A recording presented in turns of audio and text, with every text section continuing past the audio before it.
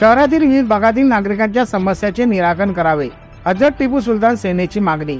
कारंजा शहरातील विविध भागात राहणारे नागरिकांसमोर समस्यांचे डोंगर निर्माण झाले आहे।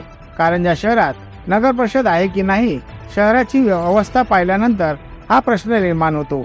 शहरातील अनेक ठिकाणचे नागरिक विविध समस्यांची तोंडी तक्रार घेऊन नगर परिषद प्रशासनाकडे गेले, परंतु त्यांच्या तक्रारीची दखल घेण्यात येत नाही असे नागरिकांचे म्हणणे होते।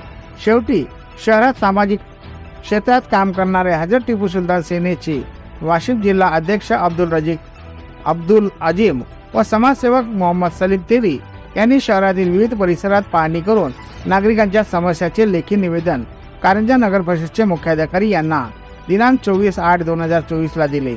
सदर निवेदनात असे म्हटले आहे की शहरातील अलकबीर नगर, लीलावती कॉलनी, गुरुदत्त नगर, लोकमान्य नगर, रहमान नगर, गौस नगर, अतुल नगर, नशेमन नगर, समता नगर, श्रीनाथ नगर, आजम नगर या परिसरात मागील 10 ते 8 वर्षापासून नागरिक परिवारासह राहत आहे, परंतु त्यांना पावसाळ्यात अनेक समस्यांना तोंड द्यावे लागत आहे।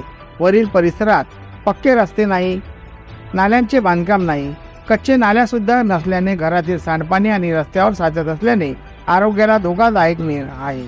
लहान शाळेतील विद्यार्थ्यांना शाळेत जाणे येणे करण्यासाठी व नागरिकांना जाणे येणे करण्यासाठी तारेवरची कसरत करून गेल्यासारखे जावे लागते।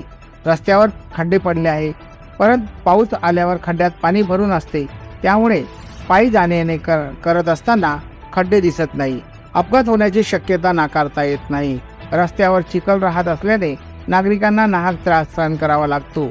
सदर परिसरातील नागरिकांच्या समस्यांचे निराकरण लवकरात लवकर करावे, तसेच सदर परिसरात रस्ते व नाल्यांचे बांधकाम लवकर करावे अशा मागणीचे निवेदन हजरत टिपू सुलतान सेनेचे वाशिम जिल्हा अध्यक्ष अब्दुल अजीम व समाजसेवक मोहम्मद सलीम तेली यांनी कारंजा नगर परिषदचे मुख्याधिकारी यांना दिले आहे।